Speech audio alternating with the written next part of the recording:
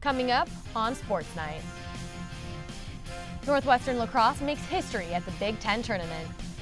Northwestern softball wraps up their season at Minnesota. And later, Evan Denton brings us this week's Club Sports Spotlight on archery. Well, Jessica, it's your first time anchoring the show. How are you feeling? I'm feeling pretty good. I just got a little bit of the nervous jitters, but yeah, I'm excited. Because it's your first time, would you like to do the honors? Of course. It's Sports Night. Right now.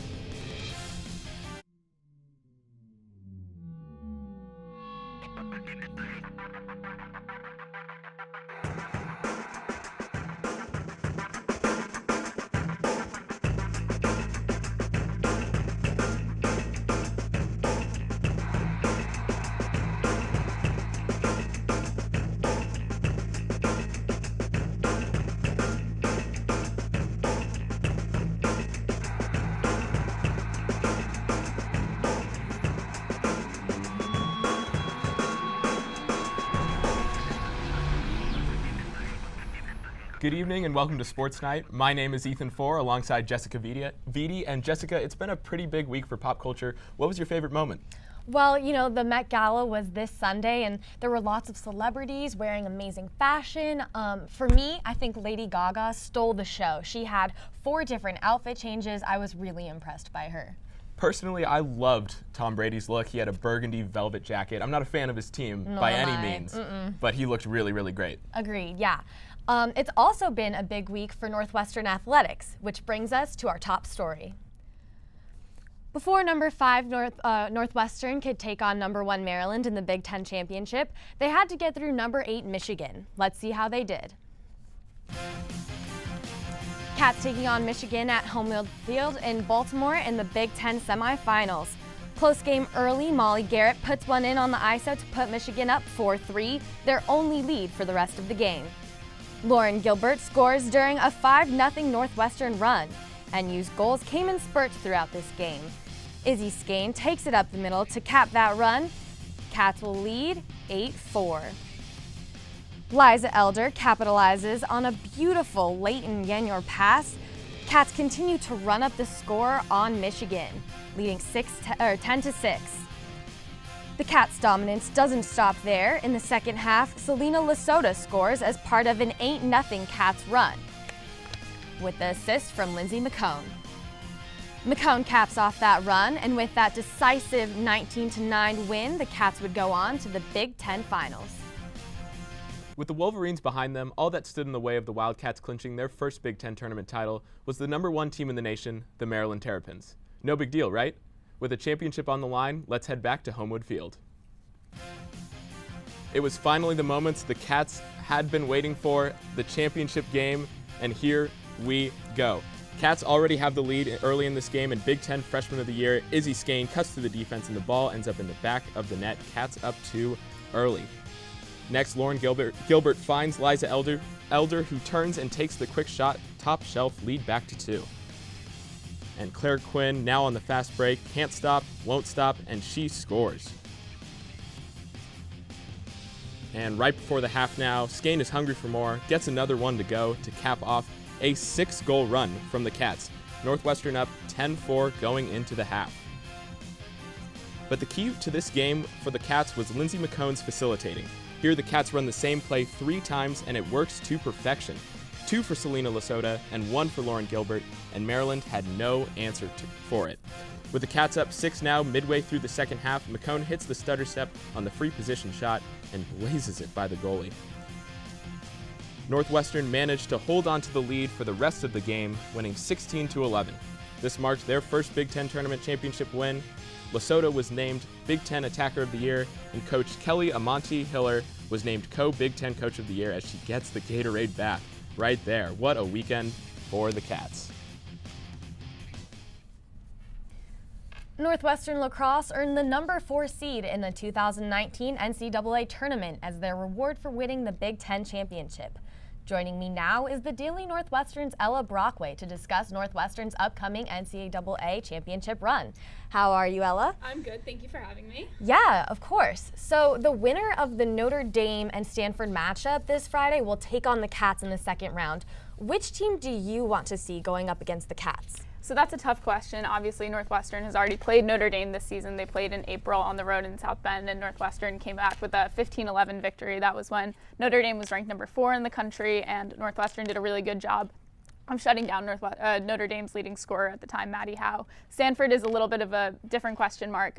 They've played a schedule of mostly West Coast teams, and they haven't cracked the top 20 rankings this year, but they're getting close. They've always just been on the edge. So I think in terms of who Northwestern would like to see most, Stanford would probably be the easier matchup, but I would give Notre Dame the slight edge against the Cardinals. So that might be the more likely matchup that we'd see. Okay, so this year is Northwestern's 21st all-time berth in the NCAA tournament. What do you think their biggest challenge will be in this tournament run? I think the two most important things for Northwestern in this tournament run is going to be getting off to a strong start and being strong on the defensive end. The biggest part of that Big Ten tournament final that we just watched the highlights of was that Northwestern got off to a strong start. They got off to a 5-2 lead against Maryland in the first 10 minutes of that game, and they really grabbed onto the momentum and held onto that. So if they can do that in this tournament run, that'll be huge. And the second part is the defense. Northwestern does average 19 goals on its own on the offensive end, which is the second best in the country, and they're on pace for their most total goals since 2010. But on the defensive end, they're still allowing 13 goals a game on their own. That's been definitely improving lately as Mallory Weiss has become the starting goalkeeper. She's really had a strong end to the regular season, and a really strong performance in the Big Ten tournament. So if they can rely on her and the defense can stand tall, I think that would be really helpful for them in the tournament. Right.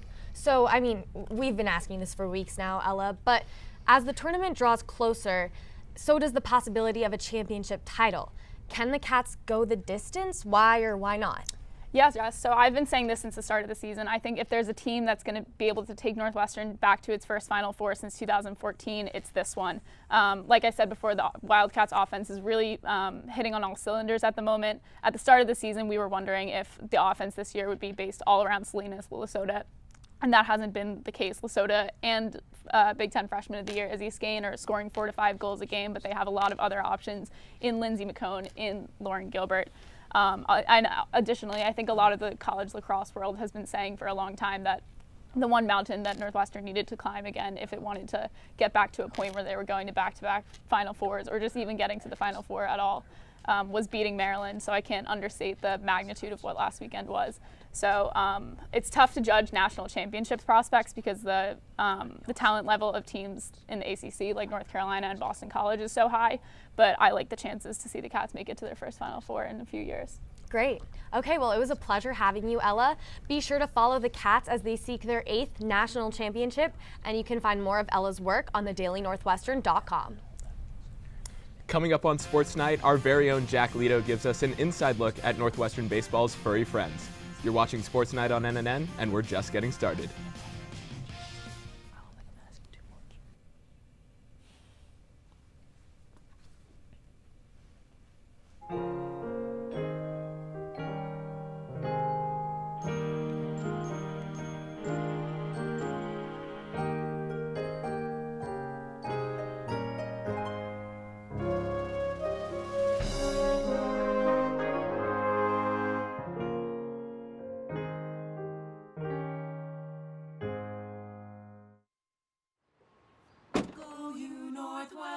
Northwestern break right through that.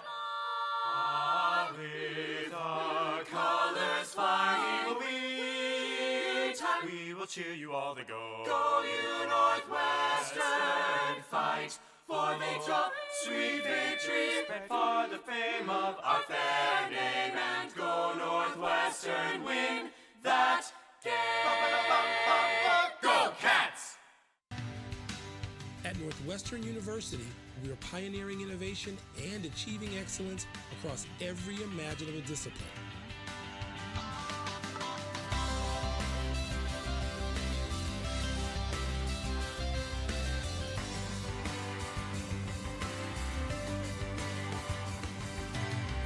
At Northwestern University, the possibilities are endless.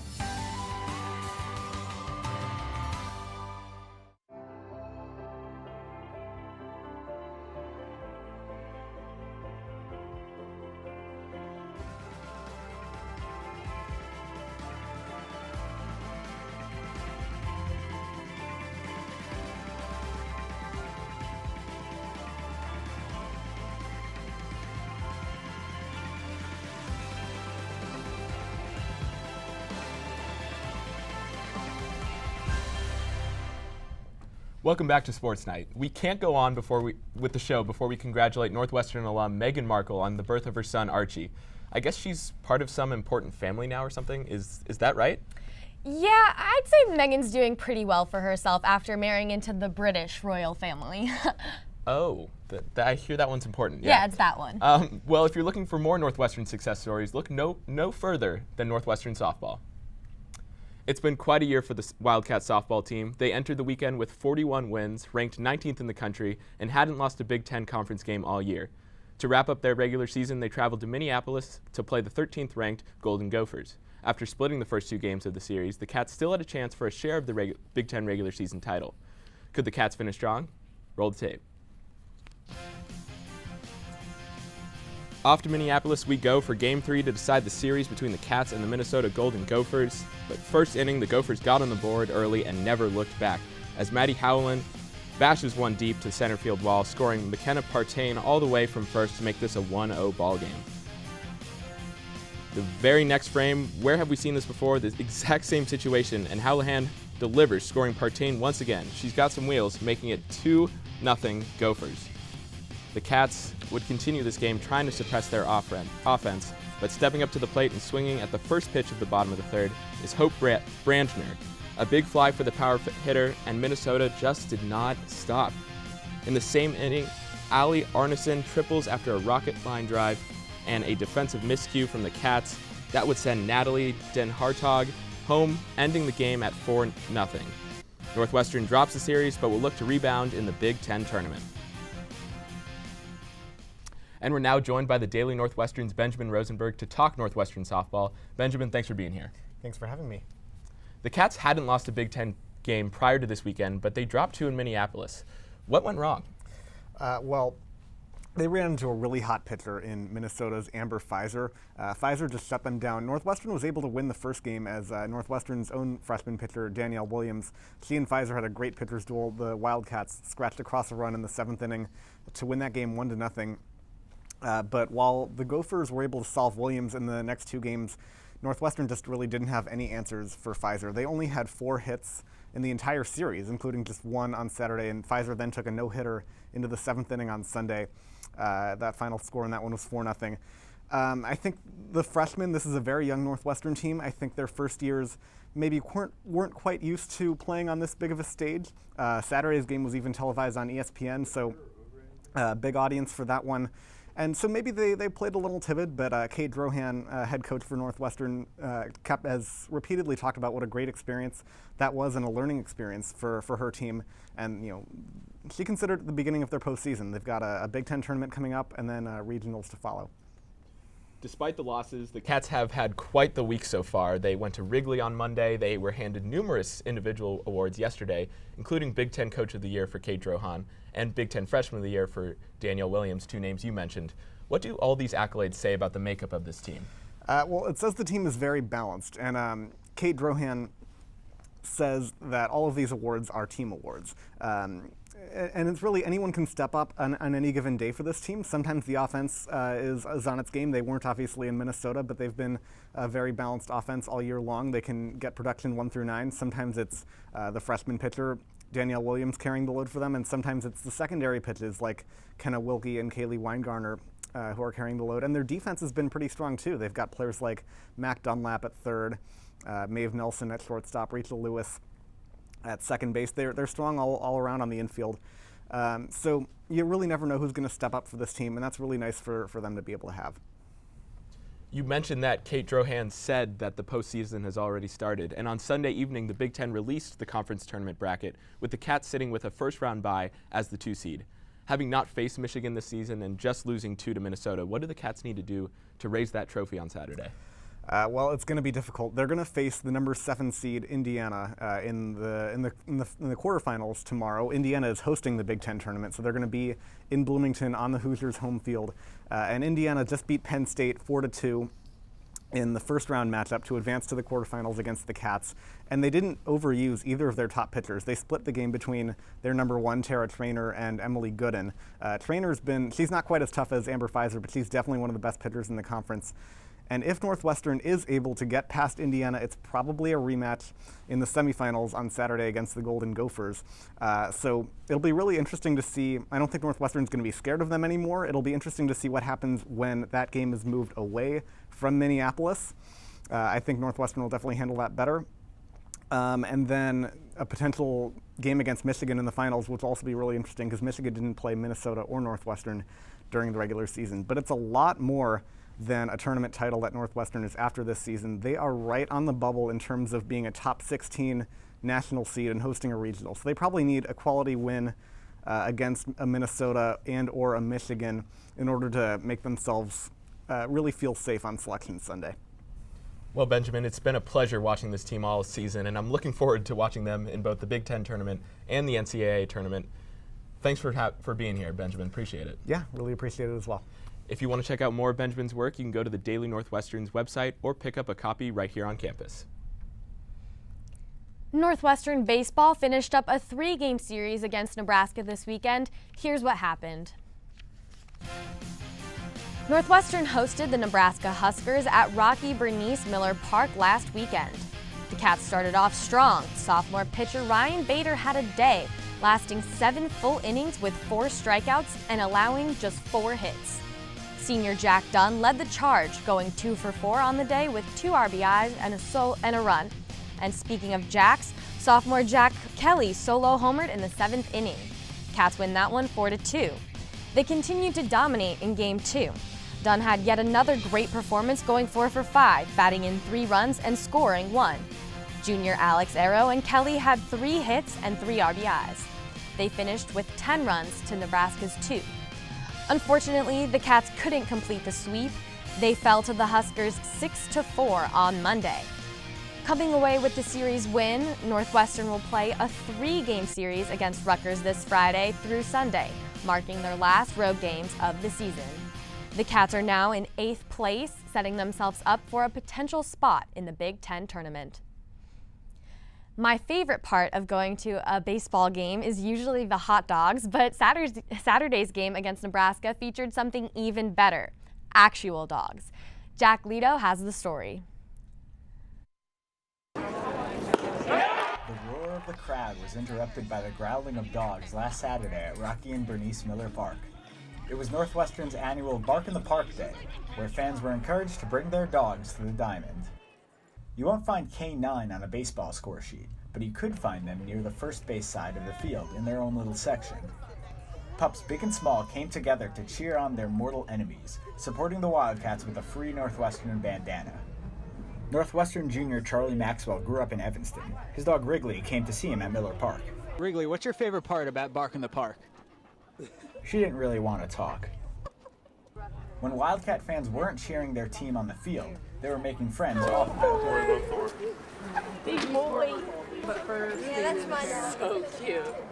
Hello. I think we decided to. Aren't you cute? Last year's Bark in the Park Day was dampened by rain, but on Saturday, the sun was shining on a rockin' band, rowdy fans, and precious pups.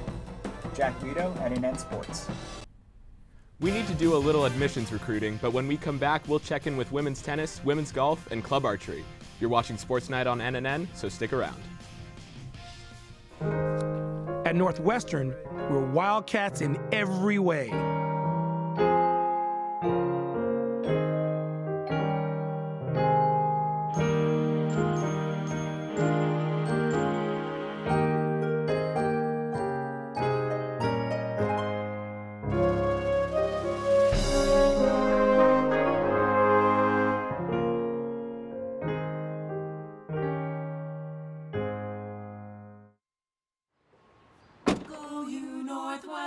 Northwestern break right through that.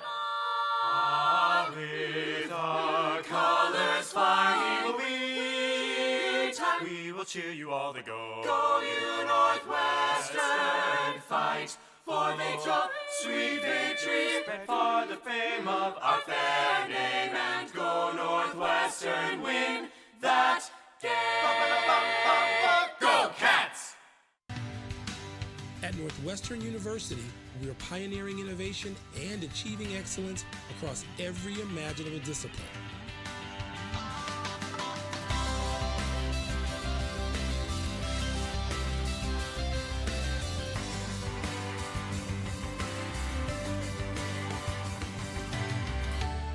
Northwestern University, the possibilities are endless.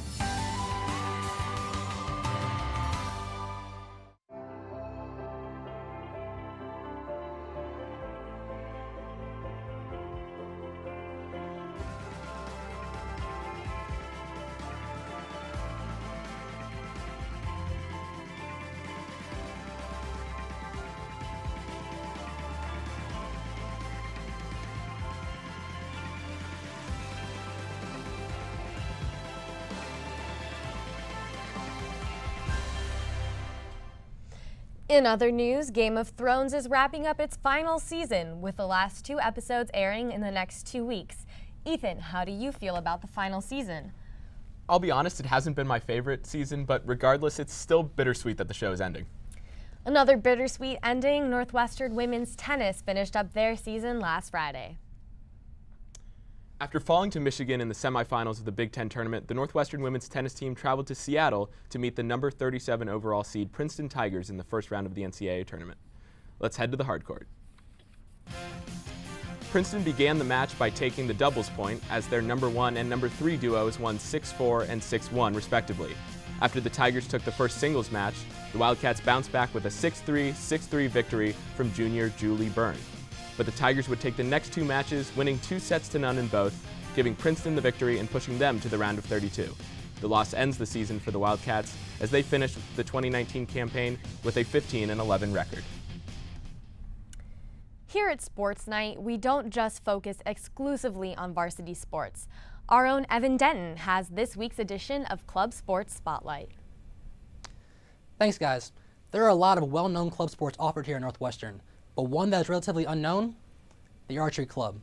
And I met up with them in this week's Club Sports Spotlight.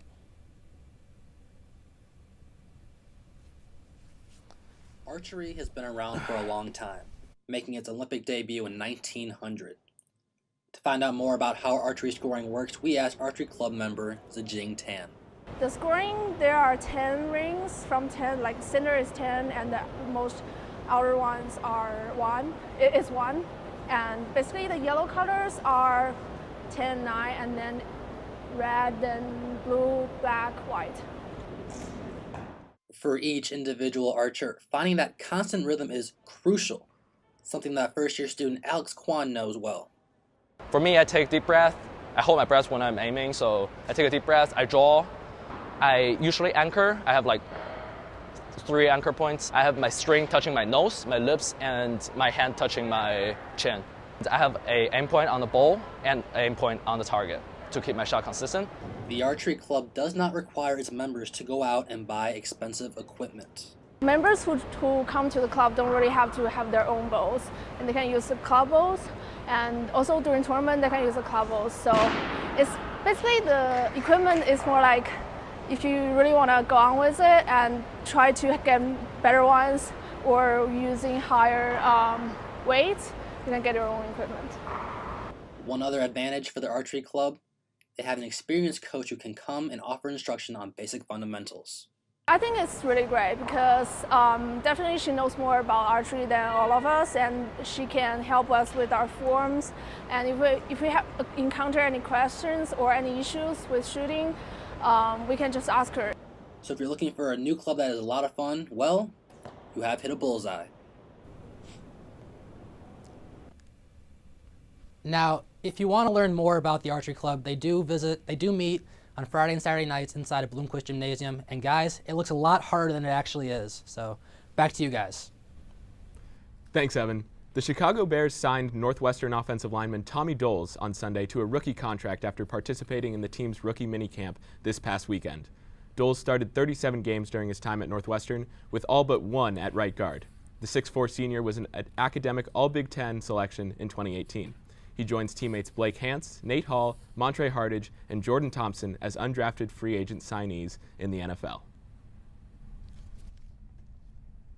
The Cats opened strong on day 1 at NCAA West Regionals, placing in the top 15 after shooting under par in the opening round at the Tumble Creek Golf Club this past Monday.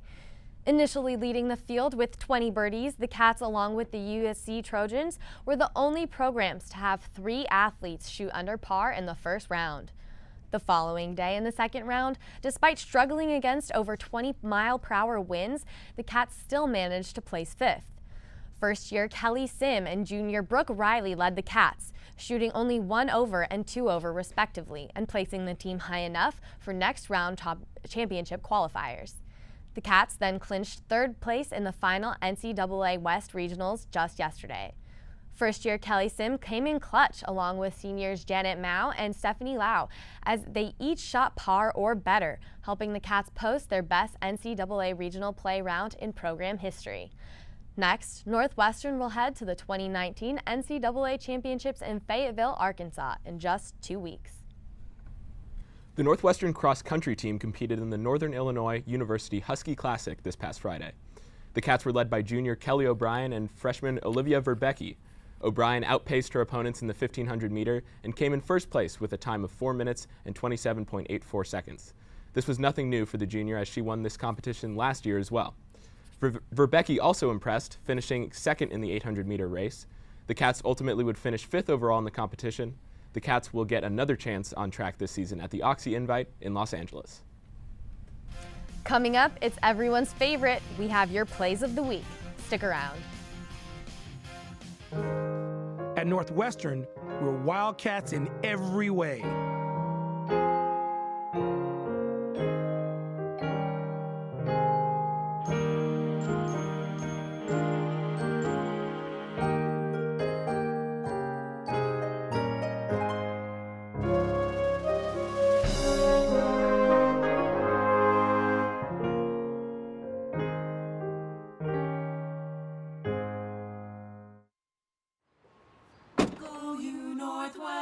Northwestern break right through that.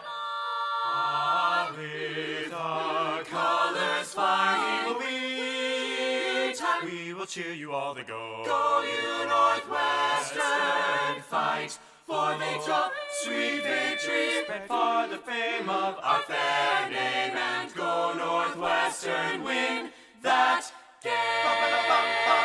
Go Cats! At Northwestern University, we are pioneering innovation and achieving excellence across every imaginable discipline.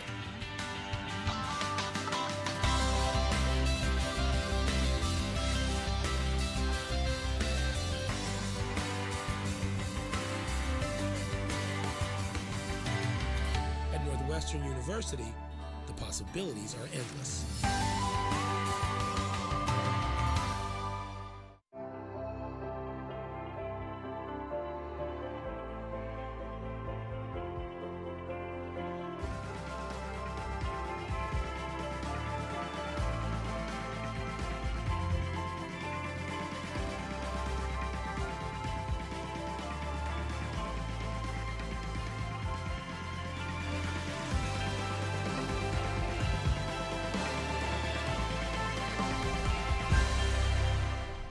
Welcome back to Sports Night. It's time for Plays of the Week. Coming in at number 3, here we go, Skylar Shellmeyer ranges back, makes the catch, and fires to first to double up the Minnesota runner in the 4th inning. What a play from Shellmeyer. And at number 2, it's of course women's lacrosse. They had such a big week. Lauren Gilbert goes coast to coast, weaves through the defense, sneaks by him, and bam, she gets the goal. And our number 1 play of the week is against Minnesota. It's Northwestern softball, and left fielder Morgan Nelson robs the home run from the Minnesota batter. What a play from Nelson. Just absolutely spectacular. Look at that again. She scales the wall and makes the play. Well, that's our show. You're going to want to rest up because we're coming back in a mere 167 hours and 30 minutes. For Jessica Vitti, I'm Ethan Four. You've been watching Sports Night. Have a good night.